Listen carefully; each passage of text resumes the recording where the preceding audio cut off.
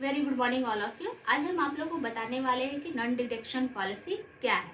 तो ये जो पॉलिसी आई थी, ये हमारा राइट टू एजुकेशन शिक्षा का अधिकार अधिनियम 2009 में इसको लाया गया था।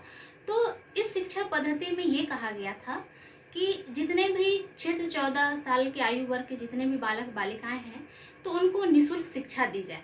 लेकिन निःशुल्क शिक्षा के साथ साथ यहाँ पर ये बात कही गई थी कि बच्चों को फेल नहीं करना है। तो तब हम इसको कह सकते हैं कि कक्षा 8वीं तक बच्चा को कोई फेल नहीं करना है, उसको अगली कक्षा में प्रमोट कर देना है। तो इसको हम कह सकते हैं नॉन डिडक्शन पॉलिसी।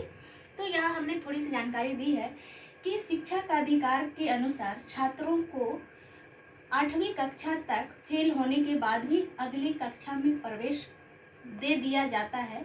इसे नॉन डिडक्शन पॉलिसी कहा जाता है।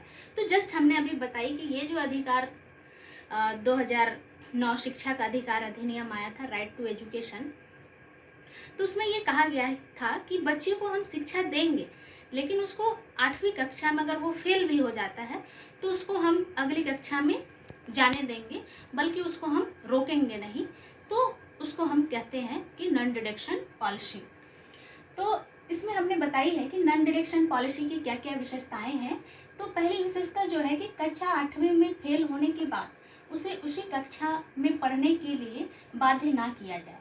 अगर बच्चा जब फेल हो जाता है कक्षा 8वीं में, तो उसको हम ज़बरदस्ती उसी कक्षा में हमको नहीं बैठाना है, बल्कि हम उसको अगली कक्षा में उसको प्रमोट कर देंगे। तब हम इसको कह सकते हैं कि नॉन डिडक्शन पॉलिसी की विशेषताएं।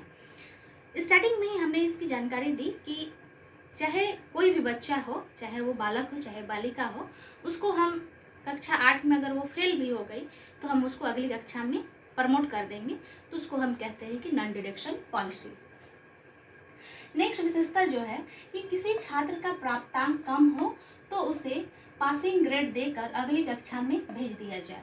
अगर कभी कभी बच्चे ऐसे होते हैं कि सिर्फ हम उसकी पढ़ाई को नहीं देखेंगे, बल्कि उसका ऑलराउंड डेवलपमेंट को देखते हुए अगर उसका प्राप्तांक कम आ गया है तो हम उसको उसकी मार्क्स को नहीं देखेंगे, बल्कि हम उसको क्या करेंगे, नेक्स्ट कक्षा में हम उसको भेज देंगे।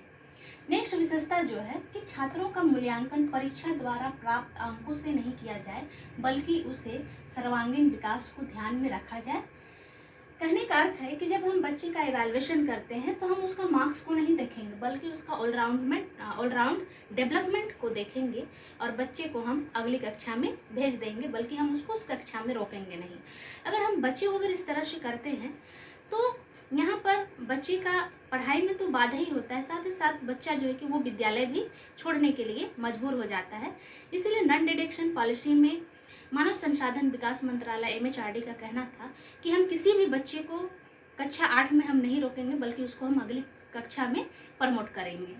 नेक्स्ट है कि छात्रों की सीखने के स्तर में लगातार गिरावट आने लगी। तो ऐसा क्यों होने लगा कि नॉन डिडक्शन पॉलिसी में जो छात्रों का सीखने का स्तर में गिरावट आने का कारण है कि बच्चे को अगर वो फेल हो गया फिर भी हम उसको अगली कक्षा में प्रमोट कर दे रहे हैं। तो बच्चे के अंदर कोई क्वालिटी नज़र नहीं आ रही, बच्चे के अंदर कोई सुधार नहीं हो रहा है, जिससे क्या हो रहा है कि उसकी शिक्षा जो है, सीखने का जो स्तर है वो गिरावट हो रहा है, कम हो रहा है। नेक्स्ट विशेषता जो है कि इस पॉलिसी के लागू होने से छात्र और अभिभावक सुस्त हो गए हैं, जिसे सिखाने और सीखने की प्रक्रिया में गिरावट आने लगी। दैट मीन्स कि जब ये पॉलिसी जब आ गई तो अभिभावक भी सुस्त हो गए, क्योंकि उनके अभिभावक को पता था और बच्चे को भी पता था कि अगर हम फेल हो जाते हैं, अगर हम कुछ नहीं भी सीखते हैं तो हमको अगली कक्षा में प्रमोट कर दिया जाएगा। तो इसीलिए यहाँ पर नेक्स्ट विशेषता जो कहा गया है कि अभिभावक और स्टूडेंट का जो सीखने का जो स्तर है वो कम हो रहा है, साथ ही साथ अभिभावक भी सुस्त हो जा रहे हैं। तो इसका रीज़न है कि अभिभावक को सुस्त नहीं होना चाहिए, बल्कि उसको अपने बच्चों को प्रमोट करना चाहिए, आगे बढ़ाना चाहिए। अगर गवर्नमेंट ये पॉलिसी दी है कि कक्षा 8 में अगर हम उसको रोक रहे हैं, नहीं रोकना है, अगली कक्षा में उसको हम प्रमोट कर रहे हैं, तो स्टूडेंट को कुछ नई चीज़ें को सीखने का मौका दिया जाना चाहिए, साथ ही साथ अभिभावक को भी एक्टिव होना चाहिए। नेक्स्ट विशेषता जो है वो है कि प्राथमिक शिक्षा पूरी होने तक बच्चे को किसी भी कक्षा में नहीं रोका जाए। जैसे जब हमारा शिक्षा का अधिकार अधिनियम आया था 2009, तो इसमें ये भी कहा गया था कि जब तक बच्चे का प्राथमिक शिक्षा पूरी ना हो जाए उसको हम शिक्षा से वंचित नहीं कर सकते। तो इसमें यही कहा गया है कि जब तक बच्चे की प्राथमिक शिक्षा पूरी ना हो जाए हम उसको किसी भी कक्षा में रोक नहीं सकते हैं, ताकि बच्चे की पढ़ाई जारी रह सके।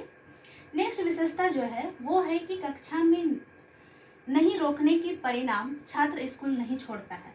कहने का अर्थ है कि जब नॉन डिडक्शन पॉलिसी जब आई तो उसमें हमने देखा कि बच्चे को नहीं फेल कर रहे हैं, हम उसको अगली कक्षा में प्रमोट कर दे रहे हैं, तो बच्चे खुशी से विद्यालय वो नहीं छोड़ते हैं बल्कि वो विद्यालय आते हैं।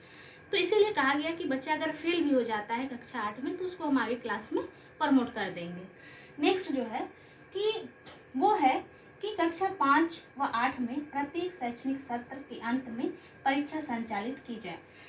यहाँ पर कभी कभी बच्चे क्या होता है कि विद्यालय नहीं आते हैं, इसीलिए कहा गया है कि कक्षा 5 और 8 में सत्र का अंत में परीक्षा लिया जाए, जिससे कि बच्चे कौन फेल हो रहा है कौन पास हो रहा है। तो इससे पता चल जाएगा कि बच्चे की IQ लेवल क्या है, कितना सीखने का उसका स्तर है जो कितना बढ़ रहा है। तो इसीलिए यहाँ पर कहा गया है कि नॉन डिडक्शन पॉलिसी के तहत हमें सत्र का अंत में इवैल्यूएशन करना चाहिए, उसका परीक्षाएं लेना चाहिए, जिससे कि विद्यार्थी की पढ़ाई जो है वो रुके ना बल्कि आगे बढ़ते रहे। तो राइट टू एजुकेशन जब ये आया था, ये एक्ट जो बना था 2018 में, तो बहुत सारी ऐसी बातें आई कि ये नॉन डिडक्शन पॉलिसी को हटाया जाए, क्योंकि शिक्षा का स्तर जो है वो गिरावट हो रही है, उसके स्तर में बढ़ नहीं रहा है, क्वालिटी सही नहीं आ रही, वो स्तर धीरे धीरे गिरता ही जा रहा है। तो इनका कहना था कि ये पॉलिसी को हटा दिया जाए, जिससे हम बच्चों के अंदर एक क्वालिटी डेवलप कर सकते हैं और अच्छी क्वालिटी ला सकते हैं। बच्चों को फेल होने के बाद भी अगर हम उसको एक कक्षा अगर हम बढ़ा देते हैं तो बच्चे का बेस मजबूत नहीं होता है। तो इसीलिए यहाँ पर कहा गया कि 2018 में जब हमारा शिक्षा संशोधन किया गया तो उसमें कहा गया कि नॉन डिडक्शन पॉलिसी को हटा दिया जाए। धन्यवाद।